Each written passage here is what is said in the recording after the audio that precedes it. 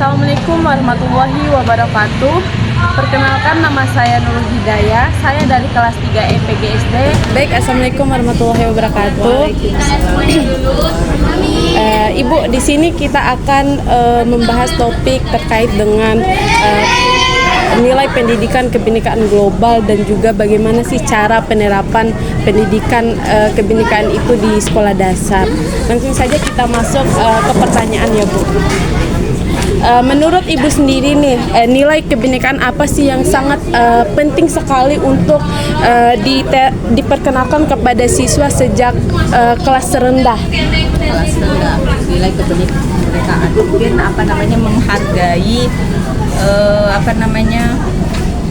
suku, budaya, kemudian mencintai budayanya di kesehariannya, semisal mereka itu memperkenalkan mereka ciri khas dari budaya mereka. Misalnya kalau di sini kan mayoritas Sasak, mereka mengenal makanan khasnya apa, kemudian pakaian tradisionalnya apa, bahkan dari permainan pun juga seperti itu, memperkenalkan dia permainan tradisional, jadi tidak hanya fokus ke gadget aja. Kalau anak zaman sekarang kan mainnya gadget Iya. Nah, kita perkenalkan anak-anak melalui permainan di dalam proses pembelajaran. Permainan tradisional bisa kita di dalam proses pembelajaran. Mengapa sih nilai-nilai tersebut perlu ditanamkan sejak awal tahap pembelajaran? Kalau anak kelas 1 terutama ya, itu masuk kembali lagi ke karakter. Jadi anak-anak tuh mengenal budaya mereka sendiri. Jadi tidak terdoktrin dengan budaya-budaya dari luar. Mereka dari kecil itu sudah terbiasa dengan budaya mereka. Itu sih. Jadi penting itu untuk menanamkan kebiasaan baik, apalagi terkait dengan budaya-budaya mereka, kan budaya Sasak kalau kita di sini. Iya. Jadi ketika muncul perilaku siswa yang tidak menghargai perbedaan temannya nih, Bu, misalnya siswa ini menertawakan temannya yang membawa makanan khas daerahnya, ataupun mengejek temannya ini yang kulitnya itu lebih gelap dari siswa itu sendiri.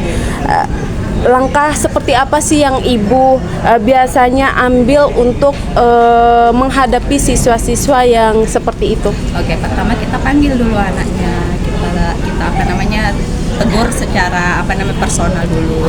Kenapa kok kamu ngejek temanmu? Emang apa yang salah dari temanmu? Tidak selalu yang berkulit hitam itu buruk gitu. Jadi kita memberikan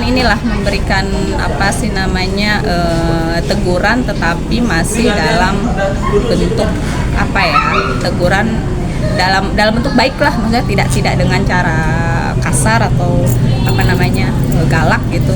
Jadi ya menegur anak tersebut, memberitahu bahwa hal tersebut itu bukan hal yang baik.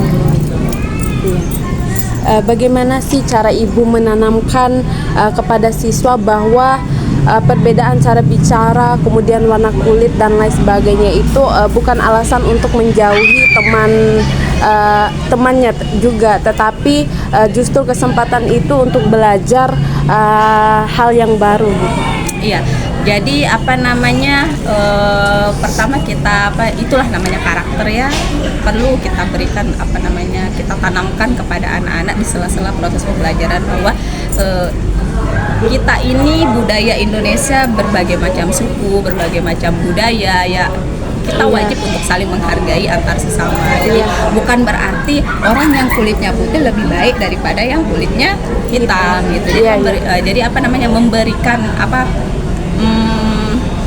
menanamkan karakter itu di sela-sela pembelajaran agar anak-anak itu paham bahwa berbeda budaya bukan berarti kita harus saling mengejek atau membuli gitu. Apalagi kan sekarang marak pembulian ya. Jadi kita juga sebagai guru udah sering menanamkan memberikan edukasi terkait dengan bullying itu. Jadi nggak boleh, meskipun kamu beda, agamamu beda, atau sukunya beda, ya bukan berarti jelek gitu. Kita tanamkan karakter itu kepada anak-anak. Harus saling menghargai, harus paham arti toleransi itu apa. Bagaimana sih cara Ibu mengajarkan kepada siswa agar bisa saling menghargai satu sama lain? Misalnya di dalam kelas itu kan ada siswa yang berasal dari suku yang berbeda, dan tentunya itu kan logat ataupun bahasanya juga kan berbeda. Nah, di dalam situasi seperti itu sering menjadi peluang nih bagi ibu sendiri dan tentunya bagi guru-guru yang lain juga untuk menunjukkan bahwa setiap perbedaan adalah hal yang wajar dan harus dihargai. Pertama ya kita harus memberikan contoh. Jangan sampai kita malah yang mencontohkan ke anak-anak apa namanya. Misalnya dia nih kayak mohon maaf saya juga orang Bima ya. Iya, saya juga iya, orang iya. Bima. Oh, iya. Biasa orang Bima tuh kalau pengucapan itu Iya, ya iya, kan? kentara Nah, banget. Jangan sampai kita malah menertawakan siswa yang seperti itu. Itu kan Iya, kita iya. memberikan contoh berarti kan. Iya. Apa namanya? Ya apa kita edukasi anak-anak bahwa setiap suku, setiap budaya itu berbeda cara, termasuk dari bahasa. Iya. Jadi memperkenalkan anak-anak juga itu salah satu edukasi juga, memperkenalkan anak-anak bahwa apa namanya Bima dan Sasak tuh beda loh, dari bahasa aja udah beda, Iya, dari iya. apa namanya budaya aja udah beda gitu. Iya. Jadi itu kita pahamkan dulu ke anak-anak bahwa apa namanya perbedaan itu indah. Iya, iya. Jangan malah karena berbeda kita saling mengejek gitu. Pertanyaan terakhir nih, Bu.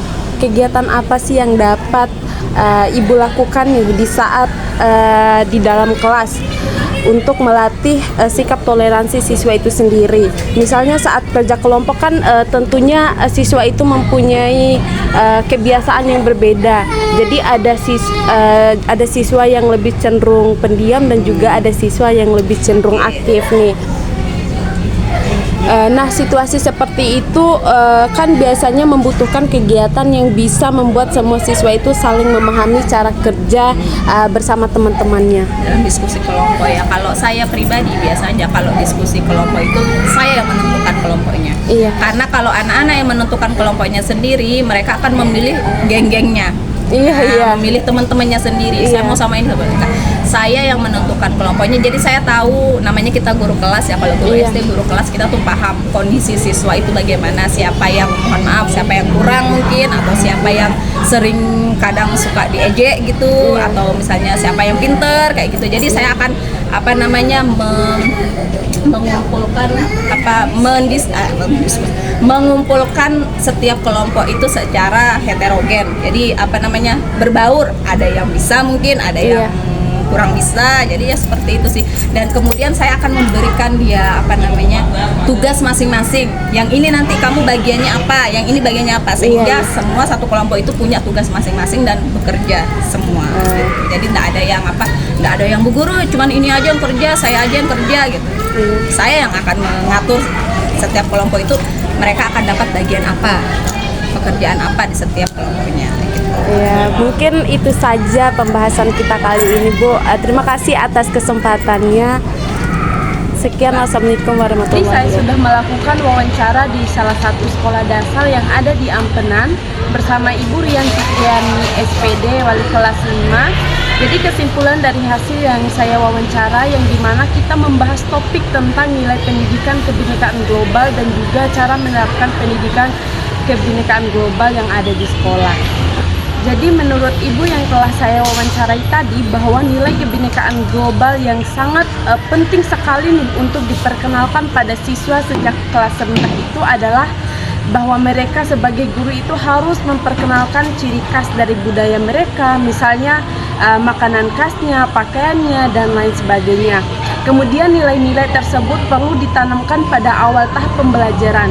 Jadi memang sangat penting sekali nih menanamkan kebiasaan baik kepada murid, apalagi tentang budaya ataupun suku mereka sendiri. Kemudian nilai tersebut perlu ditanamkan pada awal tahap pembelajaran.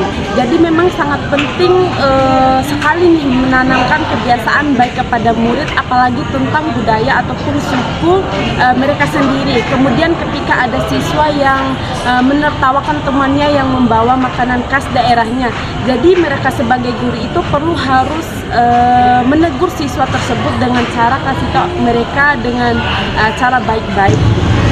Dan cara ibu itu sendiri untuk menanamkan kepada siswa nih bahwa perbedaan warna kulit dan lain sebagainya itu bukanlah alasan mereka untuk menjauhi temannya, tetapi justru kesempatan nih bagi mereka sendiri untuk belajar belajar hal yang baru. Jadi mereka sebagai guru juga perlu memberikan edukasi terkait dengan bullying itu sendiri. Dan yang paling perlu adalah guru itu sangat perlu sekali nih untuk menerapkan kegiatan yang bisa membuat siswanya itu saling memahami nih cara kerja bersama teman-temannya. Jadi nggak perlu membentuk kelompok dan membagi kelompok tersebut supaya siswa itu saling paham terhadap teman sebangkunya ataupun teman sekelasnya. Baik, itu saja kesimpulan yang dapat saya sampaikan. Lebih dan kurangnya saya mohon maaf. Billahi taufik wal hidayah. Wassalamualaikum warahmatullahi wabarakatuh.